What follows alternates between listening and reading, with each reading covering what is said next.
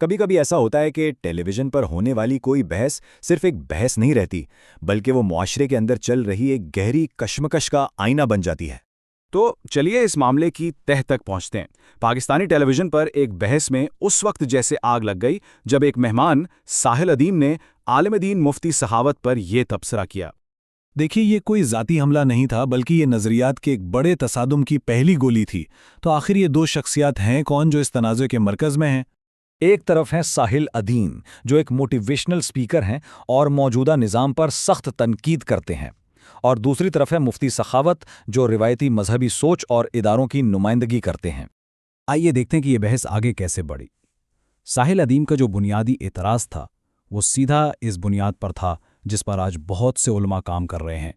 ان کا کہنا یہ ہے کہ کلاسیکل مولوی ایک ایسی شخصیت بن چکا ہے جو کسی بھی بحث کا دروازہ بند کر دیتی ہے، اپنا اختیار مسلط کرتی ہے، اور اسی رویے کی وجہ سے لوگوں کی نظر میں اپنی عزت کھو چکی ہے۔ اس کے جواب میں مفتی سخاوت نے بھی بھرپور دفاع کیا اور کہا کہ ساحل ادیم جیسے ناقدین صرف خامیوں پر نظر رکھتے ہیں اور تمام اچھائی کو نظر انداز کر دیتے ہیں۔ ان کی دلیل یہ ہے کہ ہر ایک مبینہ ناکامی کے پیچھے تعلیم اور سماجی خدمات میں ہزاروں ایسی کامیابیاں ہیں جن کا کوئی ذکر ہی نہیں کرتا۔ لیکن بات صرف شخصیات تک محدود نہیں رہی۔ ساحل ادیم نے اس پورے معاملے کو تاریخی اصولوں سے غداری کا رنگ دے دیا۔ اب یہاں ساحل ادیم نے ایک بہت دلچسپ نقطہ اٹھایا۔ انہوں نے تاریخ کی ان عظیم شخصیات کو ایک پیمانے کے طور پر پیش کیا اور دلیل دی کہ انہوں نے سیاسی ناانصافی کے خلاف ڈٹ جانے کی مثال قائم کی تھی۔ اور یہی ساحل ادیم کا سب سے بڑا الزام ہے۔ وہ کہتے ہیں کہ آج کے علماء امام ابو حنیفہ کو نہیں بلکہ ان کے شاگرد امام ابو یوسف کو فالو کرتے ہیں، جنہوں نے وہ سرکاری عہدہ قبول کر لیا تھا جسے ان کے استاد نے اصولوں کی خاطر ٹھکرا دیا تھا۔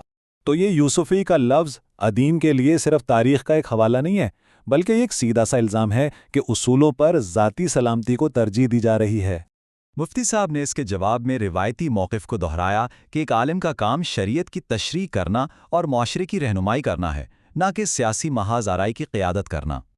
اور پھر یہ بحث اپنے سب سے شدید اور جذباتی مقام پر آ پہنچی، جہاں مرکز ایک موجودہ بحران تھا: فلسطین۔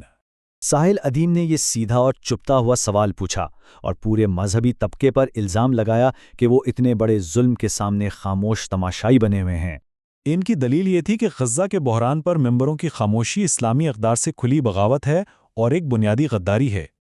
اور یہ ٹیبل ان دونوں کے نظریات کے درمیان جو ایک بہت بڑی خلیج ہے اسے بالکل صاف دکھا دیتا ہے۔ ایک طرف انقلابی اقدام کا مطالبہ ہے تو دوسری طرف طے شدہ کردار اور ذمہ داریوں کی بات ہو رہی ہے۔